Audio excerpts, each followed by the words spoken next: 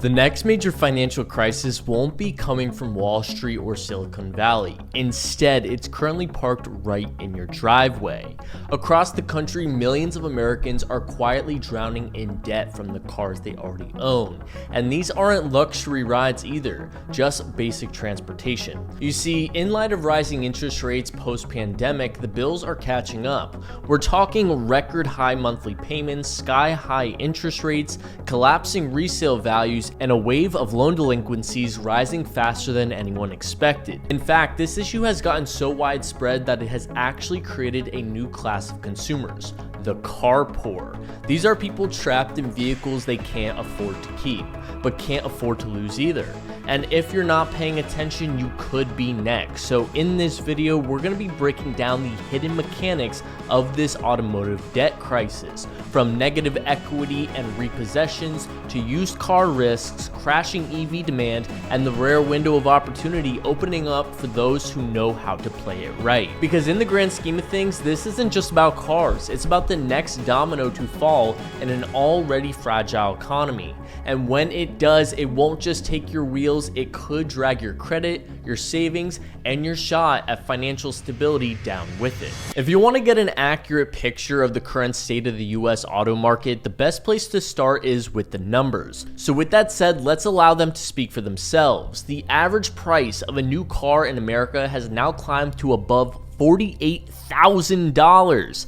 That's not a luxury vehicle either, that's just the average. Used car prices, while slightly down from their pandemic peaks, are still well above pre-COVID levels also. And despite falling wholesale prices at auctions, most dealers are refusing to pass those savings on to consumers. This being said, monthly car payments have begun to hit record highs. Over 17% of new car buyers are now paying more than $1,000 a month just to keep their vehicles. And even for more affordable options, $700 plus per month are becoming the norm. Auto loan interest rates have surged past 7%, especially for those without perfect credit. And in order to keep payments barely manageable, loan terms are stretching to 84 months or more. That's 7 years of payments. Often a car that'll lose most of its value long before the loan is even paid off. So in the big picture, this isn't financing transportation anymore, it's mortgaging mobility.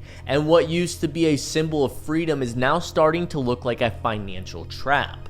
But as we're about to see, the real danger isn't just the price tag, it's what happens when people start falling behind. Here's where things start to get ugly. Auto loan delinquencies are on the rise in America, particularly among subprime borrowers. For those unaware, subprime borrowers are individuals with lower credit scores, often considered higher risk by lenders, and they usually face higher interest rates and tougher loan terms as a result. Regardless though, the number of people who are 60 days or more behind on their car payments has climbed to levels not seen since the Great Recession of 2008. And it's not just low-income drivers feeling the pressure. Millennials and Gen Z buyers, many of whom financing their cars when interest rates were near zero, are now struggling to keep up with the new reality. We're talking about an entire generation that bought into inflated car prices, often with little or no down payment, now watching their vehicle values collapse while their monthly payments stay high.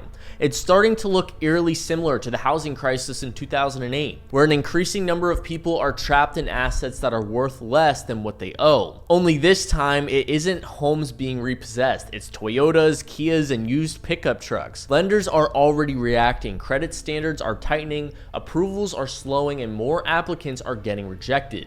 That means fewer people can refinance, trade in, or escape their current loans. Even if financial situations is teetering by the month, if this trend continues, the impact won't stop at individual drivers. It could trigger a broader consumer debt crisis that ripples across the entire economy. And with more borrowers falling behind, it's not just missed payments causing trouble, it's what those payments are actually tied to that's becoming the real issue. You see, during the pandemic, with excess liquidity filling the pockets of consumers, people weren't just buying cars, they were overpaying for them. Thanks to supply shortages, slimy dealer tactics, inflated demand, and low interest rates at the time, prices for both new and used vehicles surged to record highs, with nearly every new vehicle being sold greatly over MSRP.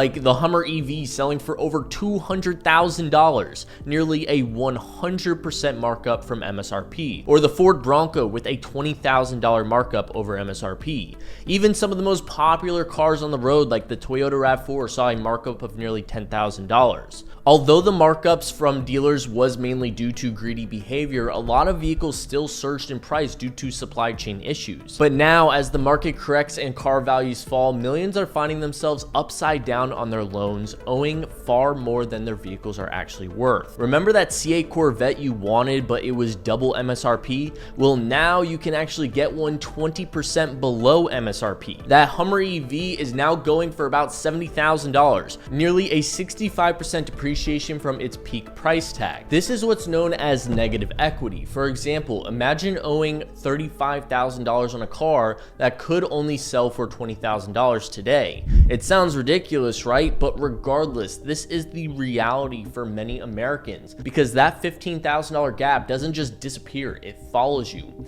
Many borrowers desperate for a solution are now rolling that debt into new loans, stacking liabilities on top of each other and extending repayment timelines even further. It's a dangerous cycle, one where people aren't just trapped in cars, they're trapped in financial quicksand. And unless the market takes a dramatic turn, many may find there's no easy way out.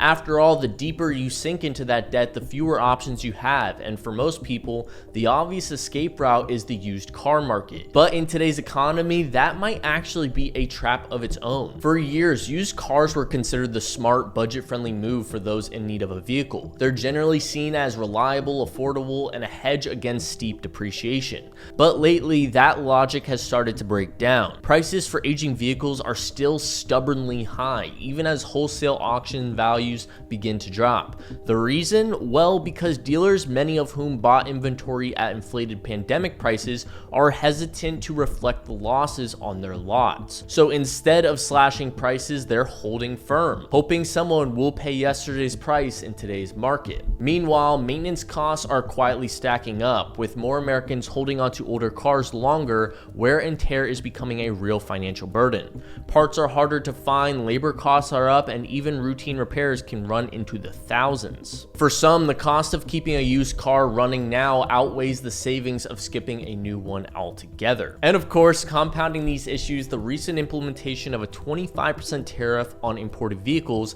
and auto parts by the Trump administration has added a layer of complexity. This policy has led to increased costs for both new and used vehicles, as well as for maintenance and repairs, further straining consumers' wallets. So while the used car lot may look like a safe harbor, it is increasingly becoming a minefield, one where every decision feels like a gamble and every mile driven could be your last before a major bill hits. And if used cars are no longer a safe bet and new cars are out of reach, many consumers have turned to electric vehicles as the next logical step, only to discover that the future might not be as affordable or sustainable as promised. While EVs were once hailed as the answer to rising gas prices and long-term savings, the market is beginning to cool. Sales have slowed down, especially outside of high-income brackets, as the reality of EV ownership sets in. The upfront costs remain steep for most buyers, even with government incentives, and ongoing expenses, although better, aren't as great either. Tesla, the poster child of the electric revolution, has slashed prices across its lineup multiple times. And while that might sound like a win for new buyers, which it kind of is, it's tanked resale values for everyone else, leaving many drivers caught in a negative equity cycle on vehicles they bought just 1 or 2 years ago. And considering I was just a recent owner of a 2022 Tesla Model Y, I know firsthand. Not factoring in depreciation, the average price of a used Tesla Model Y dropped by 25.5% between January 24 and January 25, and the Model 3 saw a 25% decline in the same period. Overall, although EVs have phenomenal benefits in my opinion, they are no longer the economic slam dunk they were marketed to be. For a growing number of buyers, electric vehicles are starting to look less like the future and more like just another expensive gamble in an already strained market. But the challenges facing car buyers today don't stop at dealership lots or dwindling resale values. They're now being shaped by global forces far beyond our control. You see, right now, car prices aren't just determined by supply and demand. They're being reshaped by international politics, trade wars, and inflationary pressure that's tightening its grip on every American. And the major driver of this is none other than tariffs. The Biden administration had already restricted imports of certain Chinese EV components, but with Trump back in office and pushing a 25% tariff on all foreign automobiles and parts, the situation is escalating fast. While these policies are intended to protect US automakers, in reality they're making it even more expensive for consumers to buy or fix their vehicle, especially hybrids and EVs that rely heavily on global supply chains. Meanwhile, the supply chain issue that began during the pandemic still hasn't fully healed. Critical components like microchips and EV batteries are still scarce or slow moving, causing long delays for new inventory and driving up the cost of available stock. Dealers are still struggling to restock popular models, even common replacement parts are seeing price hikes. Then there's the broader economic backdrop. Inflation may be slowing, but the damage is done. While we've seen a brief drop in gas prices, food costs remain elevated, and interest rate hikes have made car loans some of the most expensive they've ever been. The average APR on a new auto loan now exceeds 7%, with many subprime borrowers seeing double digits, pushing monthly payments to levels many families simply can't sustain. To put it all together, what we're witnessing is a market under siege from both sides of the border. And while households are trying to keep their wheels on the road, the economic road ahead is looking anything but smooth.